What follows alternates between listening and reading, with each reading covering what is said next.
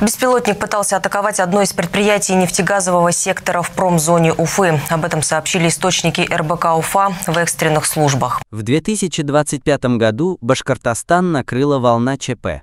Атаки беспилотников, обрушения, техногенные и экологические катастрофы. Местные жители с трудом выживают в этих условиях. Рост цен, репрессивные законы, перебой связи и ежедневные ограничения стали тяжким бременем для жителей оккупированной республики.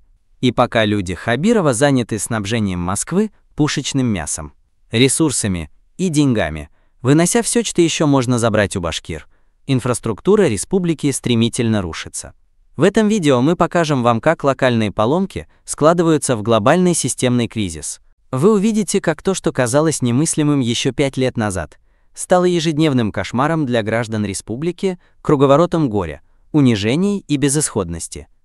Начался год с аварии на теплотрассе в Кумертау, где без тепла и воды остался целый квартал.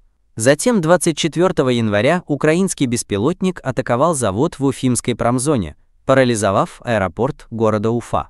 Это привело к массовым задержкам и отмене рейсов. Не прошло и недели, как взрыв бытового газа из-за аварии в Белорецке едва не стоил жизни 35-летнему мужчине. 13 марта произошла авария на одной из крупнейших котельных города Уфа. Без горячей воды и тепла остались 370 жилых домов в Советском и Кировском районах, 18 детсадов, 23 медицинских, а также 23 учебных заведения. Уже на следующий день аварийное отключение случилось в Орджоникидзевском районе. То свет вырубили в одном месте города, теперь тепло отрубилось. Что в этом году творится? Задается вопросом местный житель Дамир. Перебои с теплом продолжаются еще несколько дней, причем ремонт одной трубы приводит к аварии в другой. Это красноречиво свидетельствует о разложении и деградации коммунального хозяйства, причем не где-нибудь, а в столице республики.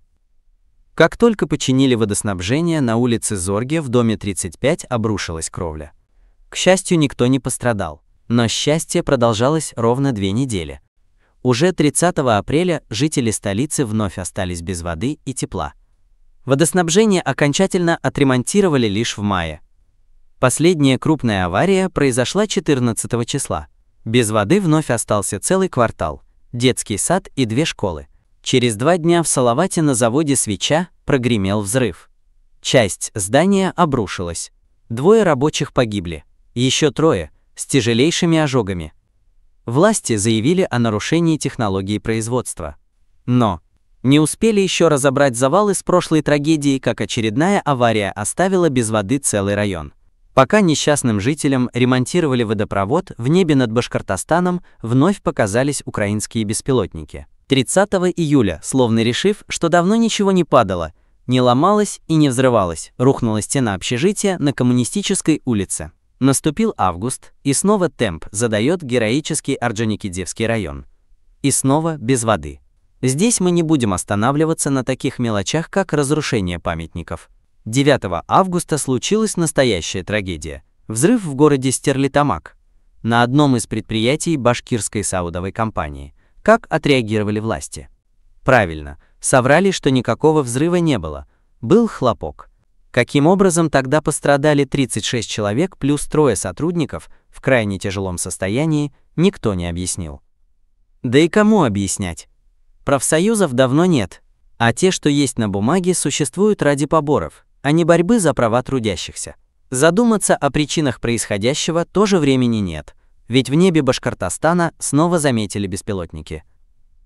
В данном видео мы сознательно обходим самые острые темы – войну, политику, экономику. Но не кажется ли вам, друзья, что слепая вера московитам слишком дорого обходится для башкир? Посмотрите на независимый Казахстан. В 2025 году эта страна занимает 1-е место по развитию экономики во всем СНГ. Независимость для казахов не лозунг, а необходимая ежедневная работа поддержания государственных институтов и инвестиций в будущее страны. Курс на развитие выбран осознанно и последовательно.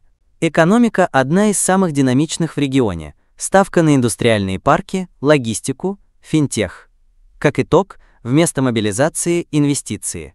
Вместо отъема компаний – гарантии частной собственности. Взрослые занимаются бизнесом, молодежь поступает в лучшие вузы мира.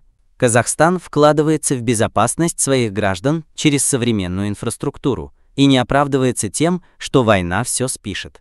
В школах и вузах не тратят время на разговоры с зэками.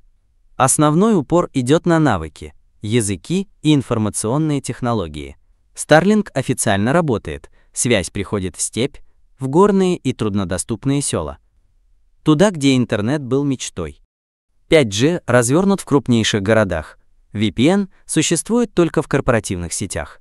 В публичном поле звучит критика власти, от депутатов до блогеров, и никому не раздают уголовные сроки за неуважение. Страна российская, она очень изношенная, старая.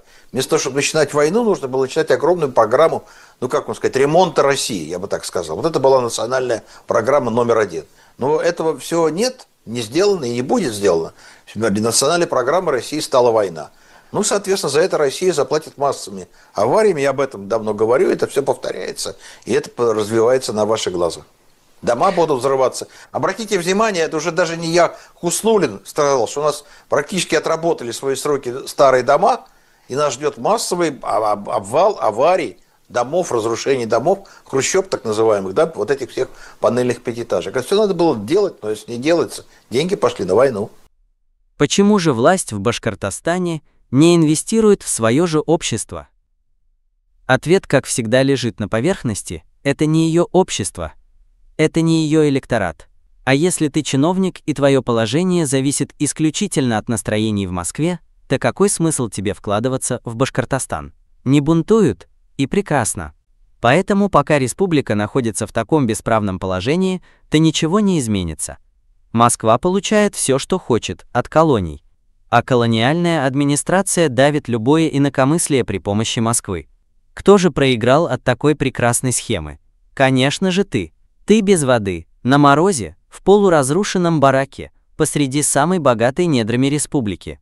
Единственный выход из сложившегося тупика – это обретение независимости и создание своего собственного независимого государства, где защите прав своих граждан и, в частности, развитию инфраструктуры будет отведена решающая роль. Если Башкортостан перестанет содержать Москву, он сможет отремонтировать все дороги менее чем за полгода, модернизировать устаревшие теплосети менее чем за год, газифицировать все населенные пункты в течение 3 лет. Может ли страна жить по-человечески, без катастроф по расписанию, без тысяч гробов каждый месяц, без авианалетов и хлопков, без отключений интернета и шпиономании? Пример Казахстана показал, что может. А сможешь ли жить ты?